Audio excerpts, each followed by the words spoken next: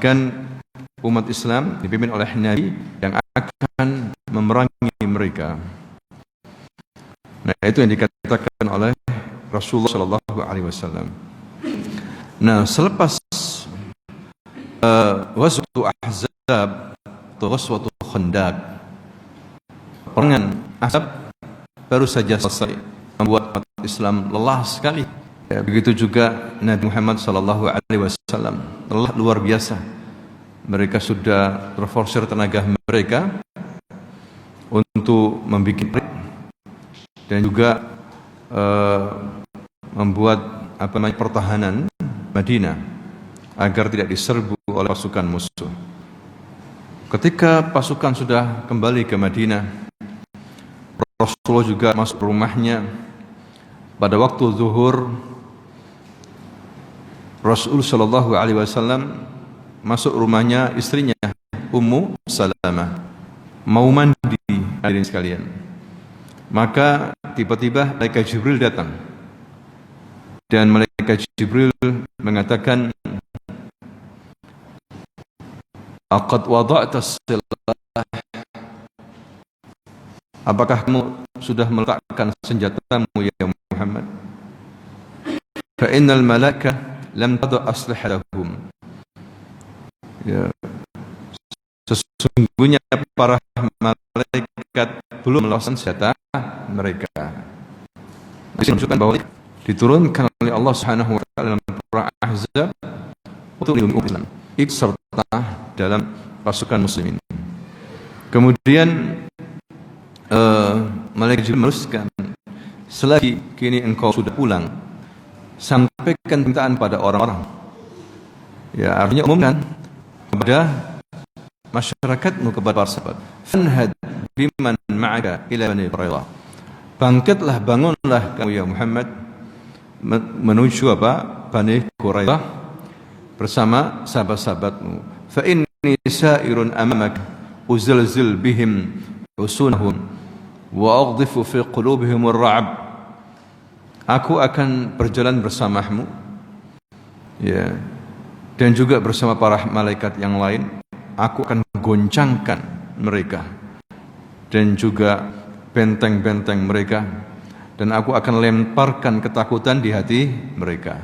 Maka Jibril beserta para malaikat yang lainnya menuju Bani Quraidah, hadirin sekalian. Nah, ini kisah setelah perang Ahzab, terjadi perang Bani Quraidah. Apa itu Quraidah? Quraidah itu Bani Yahudi, kelompok Yahudi yang lain yang ada di dalam Madinah, yang mengingkari perjanjian, memutuskan perjanjian damai dengan Rasulullah SAW secara sepihak, ya, karena provokasi daripada kelompok Yahudi Bani Nadir yang dipimpin oleh Huyai bin Akhtab. Ya, Bani Nadir diusir. Sebelumnya yang pertama Bani Quraidah diusir oleh Nabi, Bani Nadir juga diusir. Ya, tapi pemimpin Bani Nadir Huyai bin Akhtab itu memprovokasi Bani Quraidah agar juga mengkhianati perjanjian dengan Rasulullah. Dalam perang Ahzab itu mereka berkhianat. Asalnya sebetulnya pemimpin mereka namanya Ka'ab bin Asad tidak mau, tapi karena provokasi dari sahabatnya Huyai bin Akhtab, maka Ka'ab bin Asad ini, pemimpin Yahudi Bani Quraidah, itu akhirnya setuju, ingin mencabut perjanjian dengan umat Islam, perjanjian damai. Ya, dan sudah diselidiki oleh Rasulullah SAW tentang hal ini, hadirin sekalian, bahwa mereka berkhianat. Cuma perintah menyerang mereka setelah Rasulullah tiba di Madinah. Bayangkan, baru saja mengalami kelelahan yang begitu saat, ya, suruh perang lagi oleh Allah Subhanahu wa taala melalui malaikat Jibril. Ya, akhirnya Rasul dan para sahabatnya pergi lagi, berperang lagi. Hadirin sekalian. Nah, itu yang terjadi. Jadi tinggal satu kelompok Yahudi dalam Madinah, yaitu Bani Quraidah. Kemudian Rasulullah SAW memerintahkan seorang muazzin agar mengumumkan hal ini, mempersiapkan perang dan menuju Bani Quraidah. Siapa yang tunduk dan patuh maka janganlah sekali-sekali mendirikan salat asar kecuali di Bani Quraidah. Rasul bahkan mengatakan begitu, ya, melalui muadzinnya, ibaratnya disuruh teriak begitu. Dulu mungkin belum secanggih sekarang. Kalau sekarang lewat WA aja sudah cepat, hadirin sekalian. Ya, lewat telepon atau pengeras suara. Dulu muadzin, ya, disuruh apa? Teriak, ayuhnas, wahai manusia. Rasulullah merintahkan kita untuk pergi menuju Bani Quraidah dan jangan sampai kalian salat asar kecuali di Bani Quraidah. Maka sebagian sahabat pergi ke sana, ke Bani Quraidah. Di tengah perjalanan datang waktu asar, ya, sehingga mereka bingung. Sebagian mereka tidak peduli, yang penting harus jalan terus sampai Bani Quraidah, dan sampai Bani Quraidah isya. Jadi mereka baru sholat asar di Bani Quraidah waktu apa? Isya. Sekalian maghrib isya digabung semuanya. Sebagian yang lain tidak. Ketika waktu asar datang langsung mereka sholat. Jadi menurut mereka yang dimaksud oleh Rasulullah jangan sholat asar kecuali di Bani Quraidah, maksudnya bersegera kamu berangkat ke sana. Tapi kalau waktunya sholat, ya waktunya sholat, harus sholat, begitu. Ya, jadi ada perbedaan di sini. Maka sampai di sana ketika Rasulullah sudah menyusul mereka, hal ini diberitahukan oleh para sahabat kepada Rasulullah tentang perbedaan ini. Dan Rasulullah tidak menyalahkan mereka. Jadi ini ijtihad dari para sahabat yang dibenarkan oleh Rasulullah Shallallahu Alaihi Wasallam. Di sini menunjukkan bahwa Nabi kita ini bukan seorang pemimpin yang otoriter, yang keras kepala. Ya, jadi Nabi kita ini, hadirin sekalian, memahami hal ini, perbedaan yang terjadi pada para sahabat, ijtihad. Ya, ijtihad dalam masalah furu' boleh-boleh saja. Ya, seperti itu. Nah, kemudian Madinah diserahkan oleh Rasulullah kepada siapa? Abdullah bin Umi Maktum. Dia sahabat yang buta, a'mah. Ya, tapi dia memahami Al-Quran, pintar dalam masalah agama, diangkat derajatnya oleh Allah Subhanahu wa Ta'ala walaupun dia buta. Ya, jadi dia disuruh sebagai hakim Madinah selama Rasulullah pergi ke Bani Quraidah untuk mengimami salat kaum muslimin yang tidak ikut ke Bani Quraidah. Kemudian bendera perang diberikan kepada Ali bin Abi Thalib, ya, dan disuruh untuk berangkat lebih dahulu ke Bani Quraidah. Kemudian hadirin sekalian, Rasulullah Shallallahu Alaihi Wasallam bersama para sahabat-sahabatnya dari kaum Muhajirin dan Ansar tiba di pangkalan air milik Bani Quraidah yang disebut dengan Bi'r Ana. Bi'r Ana, nama sebuah sumur Bi'r Ana. Orang-orang Muslim, ya, itu berkelompok menuju Bani Quraidah. Tadi itu ada yang sampai waktu asar sholat, ada yang tiba di Bani Quraidah itu malam. Tapi hal ini kemudian dipermasalahkan oleh Rasulullah Sallallahu Alaihi Wasallam. Kemudian ketika sudah jumlahnya sekitar 3.000 orang sampai di Bani Quraidah, maka Rasulullah mengepung mereka. Ya, jadi jumlahnya 3.000 orang, penunggang kuda ada 30 orang, itu sudah mengepung Bani Quraidah. Nah, orang-orang Bani Quraidah, Yahudi Bani Quraidah ini begitu kaget, hadirin sekalian, ketika melihat pasukan umat Islam tiba-tiba mengepung mereka dengan jumlah yang sangat banyak, sehingga mereka ketakutan. Ya, akhirnya mereka menyerah, ya, dan mengirim utusan. Walaupun seandainya, ya, menurut para ahli sejarah, kalau mereka bertahan pun lama, mereka cukup sebetulnya. Makanan mereka persediaan mereka itu cukup sekali dibandingkan keadaan umat Islam pasukan Nabi Shallallahu Alaihi Wasallam. Musim dingin dan ekonominya mereka masih lemah, ya. Tapi karena taatnya kepada Allah dan Rasulnya, para sahabat siap, ya, berperang saat itu. Padahal baru saja mereka lelah dan logistiknya terbatas sekali untuk mengepung benteng Yahudi Bani Quraidah. Sedangkan mereka lengkap semuanya di dalam, ya, dulu itu kan benteng, ya, terkenal sebuah pertahanan yang kuat, membangun benteng, dipasok di dalamnya logistik, makanan dan sebagainya, cukup berbulan-bulan, ya. Tapi karena malaikat Jibril sudah berjanji, aku akan jadikan mereka takut di hati mereka, aku akan goncangkan hati mereka sehingga mereka ketakutan. Hadirin sekalian, nah ketika melihat pasukan Rasulullah Sallallahu Alaihi Wasallam, pemimpin Bani Quraidah namanya Ka'ab bin Asad Al-Quradhi, ya. Jadi orang-orang Yahudi itu karena terlalu lama berada di negeri Arab, nama-nama mereka pun memakai nama apa? Arab, ya. Lain kalau Yahudi sekarang ini, beda, hadirin sekalian, ya. Nama mereka, ya, nama tokoh-tokoh mereka begitu. Kalau dulu Yahudi Madinah itu bisa bahasa Arab dan juga memakai nama-nama Arab, terpengaruh dengan apa? Bahasa Arab. Begitulah seharusnya seorang Muslim ketika berada di suatu daerah, dia mempengaruhi, bukan dipengaruhi, ya, bukan apa? Dipengaruhi dengan bahasa pendatang, justru harus mempengaruhi pendatang. Itu kuat, ya, bahasa Arab saat itu, sehingga orang-orang Yahudi itu menambahkan nama-nama mereka dengan nama apa? Arab, dan bisa bahasa Arab. Maka Ka'ab bin Asad mengumpulkan semuanya orang Yahudi dan mengatakan, ada 3 opsi bagi kalian wahai orang Yahudi menghadapi Muhammad ini.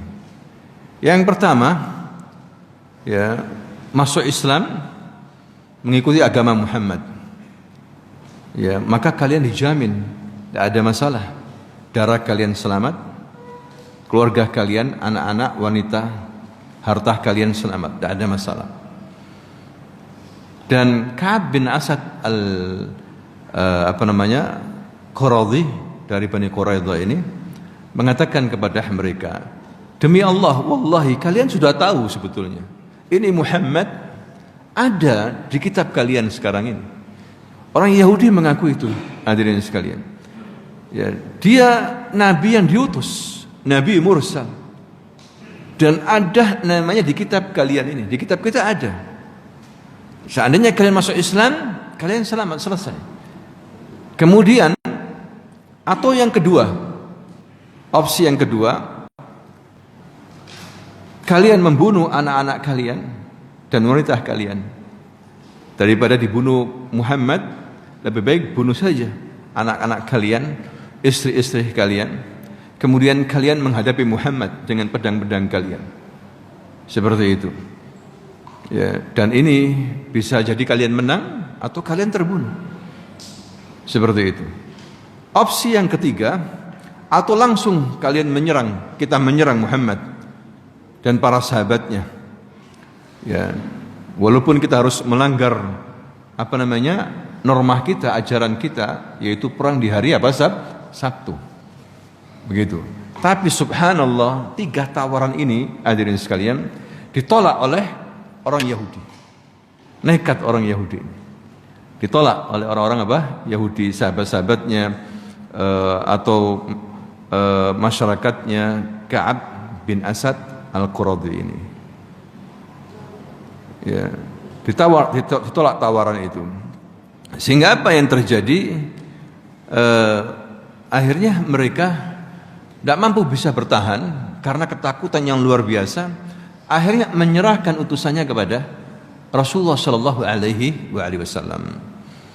Tapi mereka masih mengutus utusan kepada Nabi. Ya, mereka mengatakan, ya Muhammad, begini saja, bagaimana kalau kita berdialog dengan halif kita. Halif itu koalisi kita, teman kita, rekan bisnis kita yang ada di Madinah dulu. Kata Rasulullah nggak ada masalah. Ya. Maka sebelumnya diutus oleh Rasulullah namanya Abu Lubabah untuk menemui orang Yahudi. Nah, Abu Lubabah ini dulu suka bisnis sama orang Yahudi. Bahkan hartanya masih ada di orang Yahudi, bahkan anak-anaknya Abu Lubabah masih sering ke Bani Quraidah. Kemudian ketika orang Yahudi Abu Lubabah, langsung disambut Abu Lubabah ini oleh orang Yahudi. Ya, kemudian juga anak-anak mereka, wanita-wanita Yahudi menangis di hadapan Abu Lubabah. Sehingga Abu Lubabah ini merasa ibah. Padahal dia utusan siapa? Rasulullah Shallallahu Alaihi Wasallam. Merasa ibah. Dan ketika mereka bertanya, bagaimana menurutmu Muhammad ini? Apa yang dilakukan kepada kita? Maka dia langsung mengatakan dzabh, memberikan isyarat, ya, kalian akan dihukum mati. Berarti kita harus mengikuti dia? Iya, seharusnya begitu. Nah, menurut yang benar seharusnya dia tidak langsung memutuskan dan tidak boleh menaruh rasa ibah, kasihan kepada mereka. Akhirnya dia sadar bahwa ini pengkhianatan kepada Allah dan Rasulnya.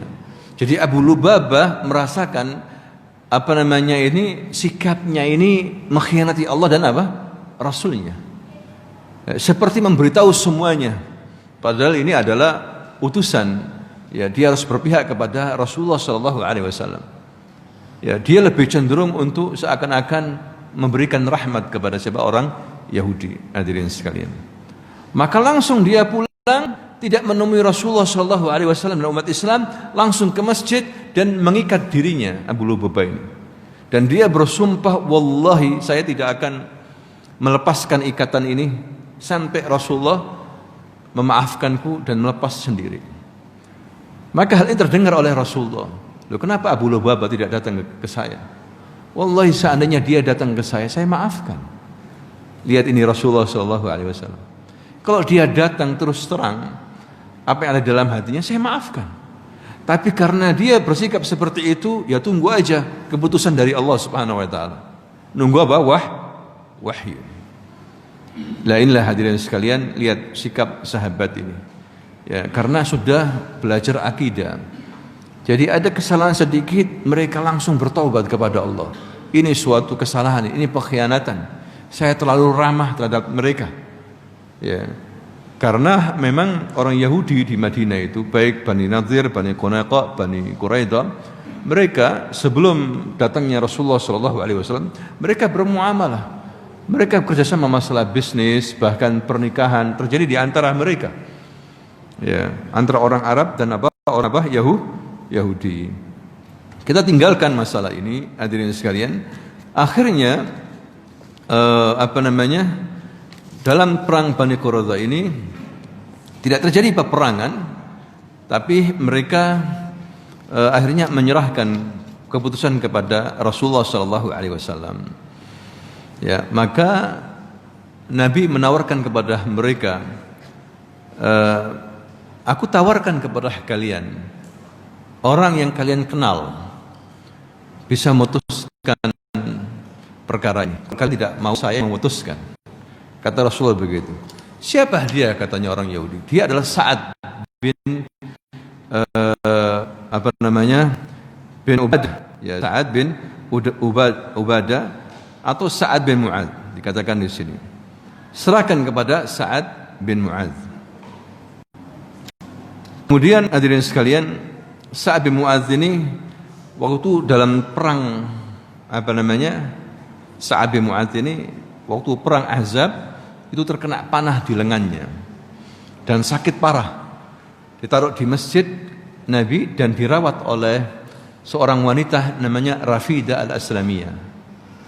Ya, disinilah kemudian terkenal Rafidah ini sebagai perawat pertama dalam Islam.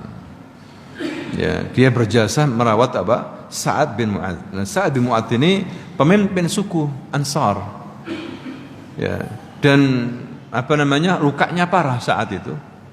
Tapi dia berdoa kepada Allah dan mengatakan, ya Allah jangan matikan aku sekarang sampai aku memberikan pelajaran kepada Bani Quraidah. Ya subhanallah, darahnya ini berhenti. Dan tapi dia masih luka parah. Ketika dipanggil oleh Rasulullah, maka para sahabat mendatangi Sa'ad bin Mu'adz dan menaruhnya di himar. Ya karena dia luka parah, dibopong dengan himar.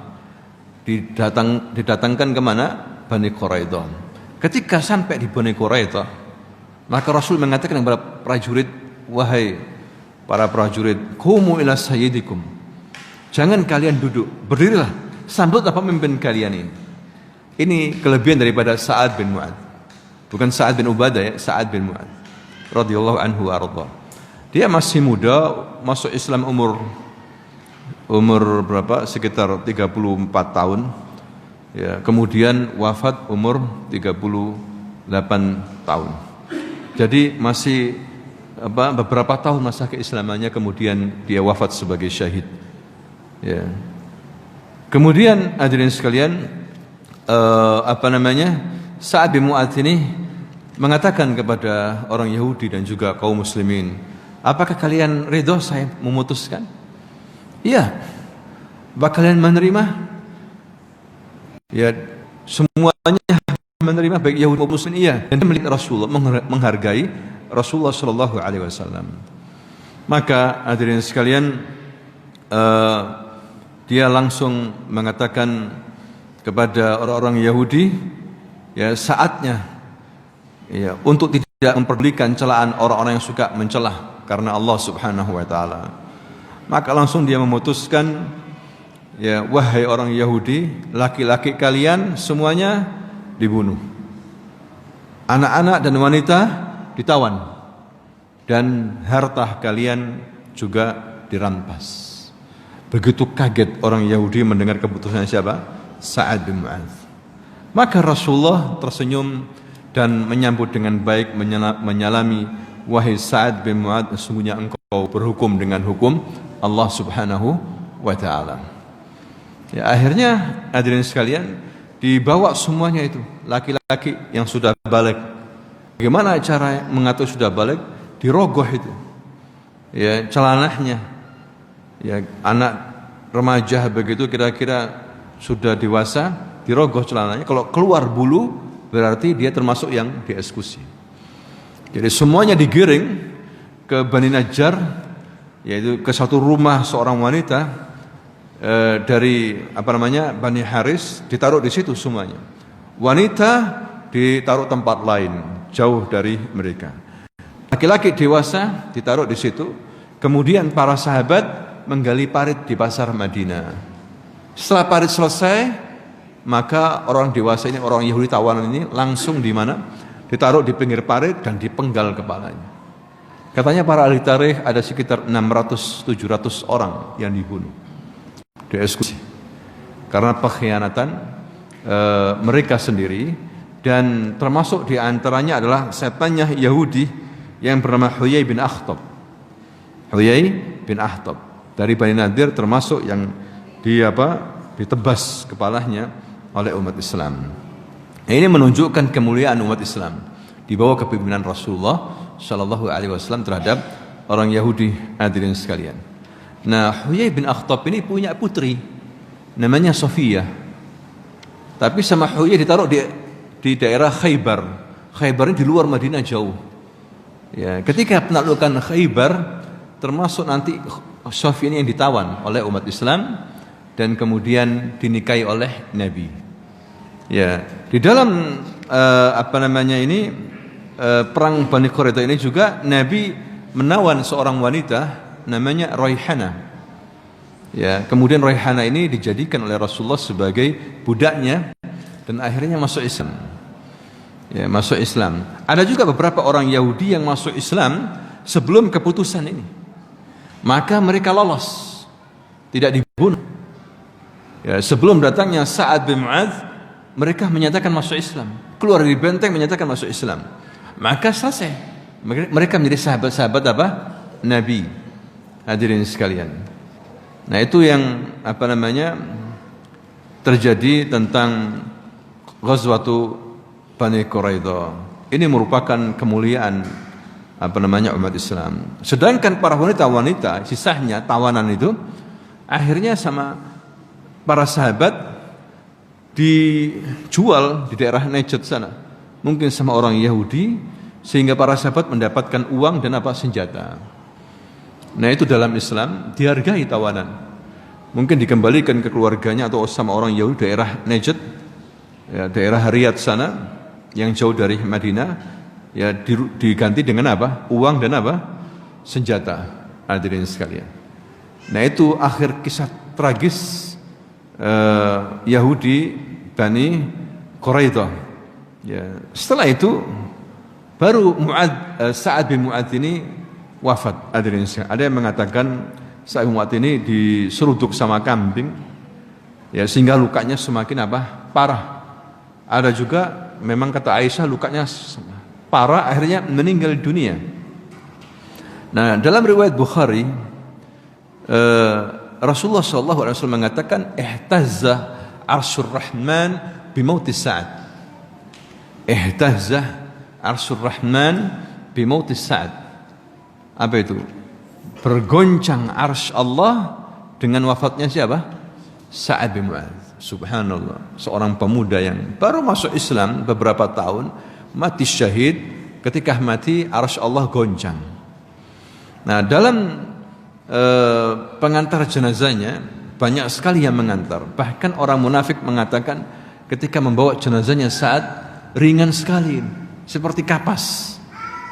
Ya, maka Rasulullah mengatakan iya, karena dia diiringi oleh malaikat. Para malaikat jumlahnya 70.000 orang, 70.000 malaikat mengiringi jenazahnya siapa?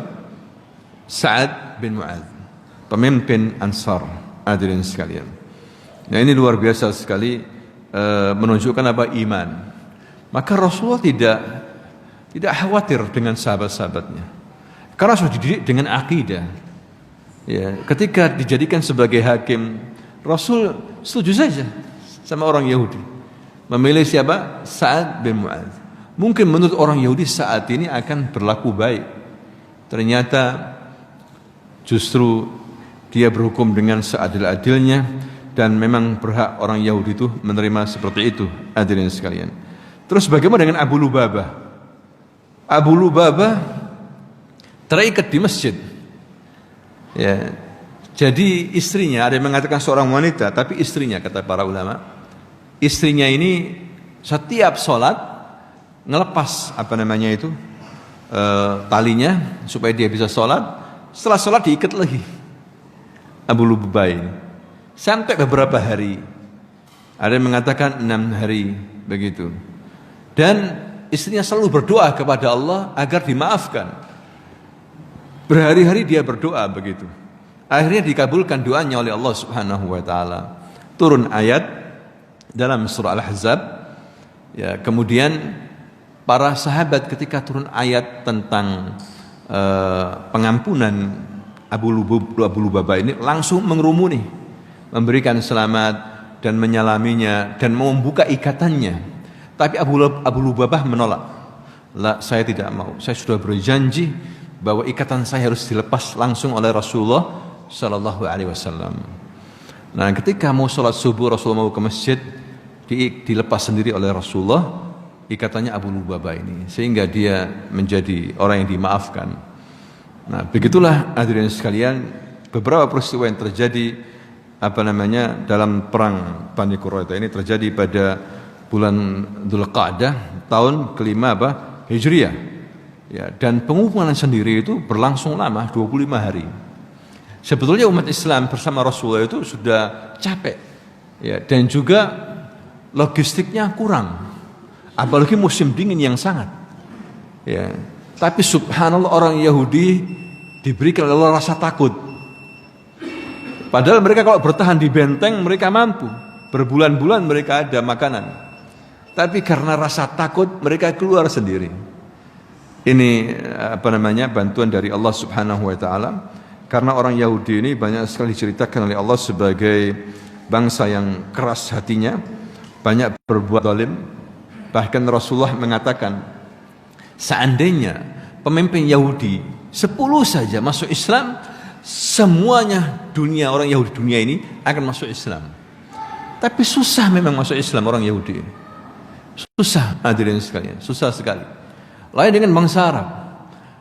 Bangsa Arab waktu itu menjadi musuh Rasulullah, bahkan memerangi Rasulullah dalam perang Badr, perang Uhud, perang Khandaq. Ya. Tapi apa yang terjadi? Ketika Fathu Makkah, mereka menyerah, hampir semuanya mereka masuk Islam. Bahkan turun ayat dalam surah An-Nasr itu, "Idza jaa nasrullahi wal fath wa ra'aitan nasa yadkhuluna fi dinillahi afwaja." Idza jaa nasrullah, ya, wal fath, apabila datang pertolongan Allah dan pembukaan kota Mekah, kamu lihat ya Muhammad, manusia memasuki Islam ini langsung berjamaah, rombongan-rombongan. Nah, ini menunjukkan kelembutan hati mereka dibandingkan orang Yahudi.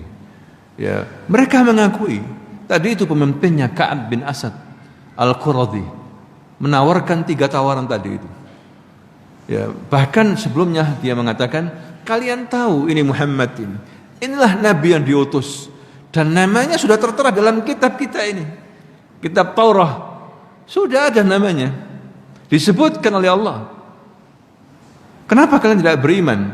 Kalian masuk Islam mengikuti agama Muhammad, selamat kita semuanya. Selamat. Anak-anak kita selamat, wanita kita selamat, harta-harta kita selamat. Ya. Tapi ditolak oleh orang Yahudi. Mereka pingin memang harus dipancung, hadirin sekalian. Nah, itulah yang terjadi. Orang Yahudi keras kepala, keras hatinya, dan juga mereka ini banyak memusuhi orang yang beriman, ya, dan tidak ridho kepada kita. Sebagaimana Allah berfirman, "Walan tardu ankal yahudu walan nasara hatta tattabi'a millatahum." Dan selalu memutarbalikkan kebenaran. Ya, diceritakan dalam Al-Quran seperti itu. Bahkan menyembunyikan kebenaran. Enggak diberitahu orang lain di luar Yahudi, enggak diberitahu sama orang Yahudi tentang Nabi Muhammad sallallahu alaihi wasallam. Ya, dan juga mengingkari kebenaran. Kemudian juga mencampur adukan bainal haq wal batil. Ya, berkhianat. Banyak sekali akhlak-akhlak buruk dikupas oleh Allah di dalam Al-Quran tentang orang Yahudi ini. Wallahu ta'ala a'lam bisawab. Karena sudah masuk waktu azan, tafadhol yang azan.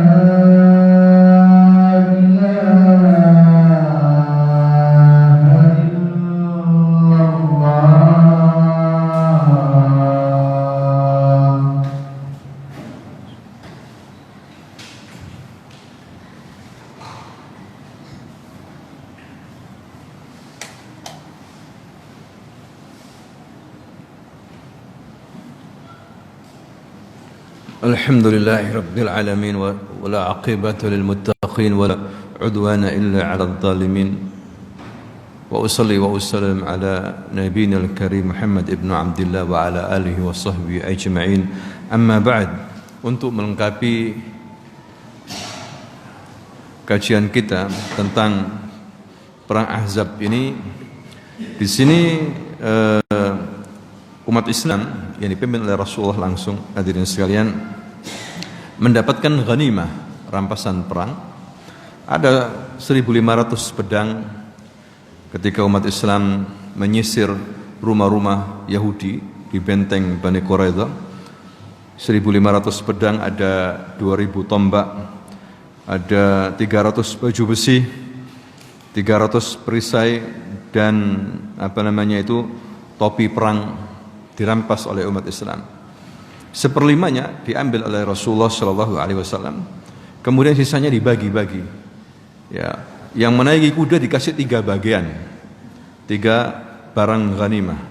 Yang jalan kaki 1. Ya, ini pembagian Rasulullah. Kenapa? Karena orang yang pasukan Islam yang memakai kuda, ibaratnya ada modal gitu.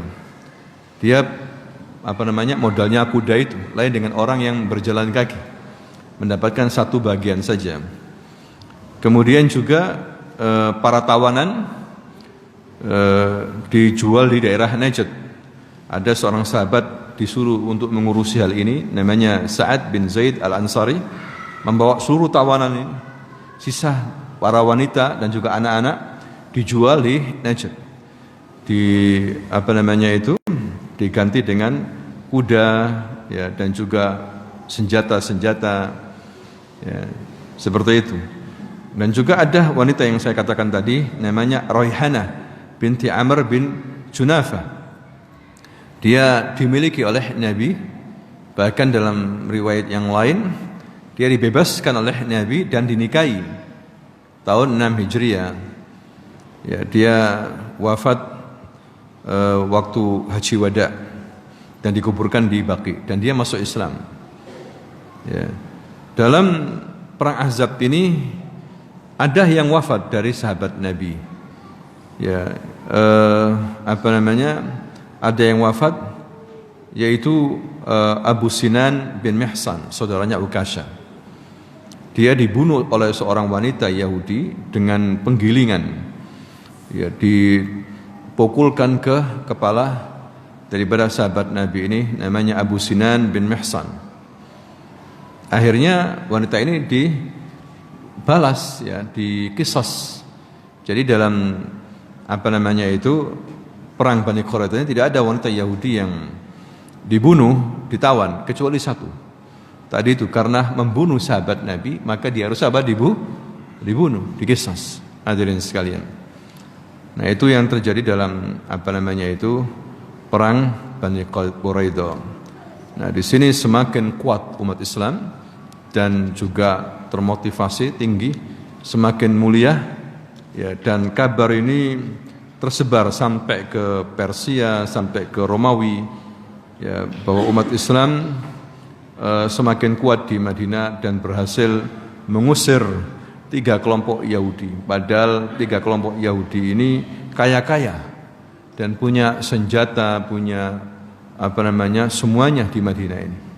Tapi kemudian mereka gagal, bahkan diusir oleh umat Islam karena pengkhianatan mereka terhadap umat Islam. Hadirin sekalian. Nah, ini pelajaran bagi kita agar hati-hati dengan orang-orang Yahudi, ya, bahwa mereka ini selalu memusuhi umat Islam. Dimanapun kita berada sebagai umat Islam akan pasti dimusuhi dan dimurtadkan, ya, dan selalu mereka mengintai umat Islam, merusak umat Islam, terutama wanita muslimat, ya, bagaimana disibukkan dengan dunia, sehingga wanita muslimat yang mereka ini seharusnya menjadi pengajar anak-anak mereka, ya, wanita-wanita salihah, kemudian dirusak, dijauhkan dari agama, agar wanita muslimat tidak mau belajar agama, sibuk dengan dunia. Akhirnya rusak, hadirin sekalian. Padahal kalau rumah tangga itu memiliki seorang ibu atau istri yang salihah, luar biasa sekali, akan mendidik anaknya dengan didikan yang baik. Karena suami atau ayah sibuk bekerja, bekerja, dan susah biasanya mendidik anak. Tapi kalau seorang ibu, luar biasa. Para ulama menjadi orang-orang besar, mereka dididik oleh siapa? Ibunya. Kalau ibu tekun menyuruh anak hafal Quran, mengajarkan Quran, itu tekun. Kalau ayah susah, ya, nggak sabar, ingin memukul aja. Kalau anaknya tidak mau belajar, pinginnya memukul aja, kan begitu. Akhirnya kacau balau. Kalau ibu luar biasa. Nah, itulah orang-orang Yahudi menginginkan wanita muslimat rusak, hadirin sekalian. Maka kita harus belajar daripada kasus ini, yaitu perang Bani Quraidah. Wallahu ta'ala a'lam bisawab. Subhanakallahumma wa bihamdika asyhadu an la ilaha illa anta astaghfiruka wa atubu ilaik. Assalamualaikum warahmatullahi wabarakatuh.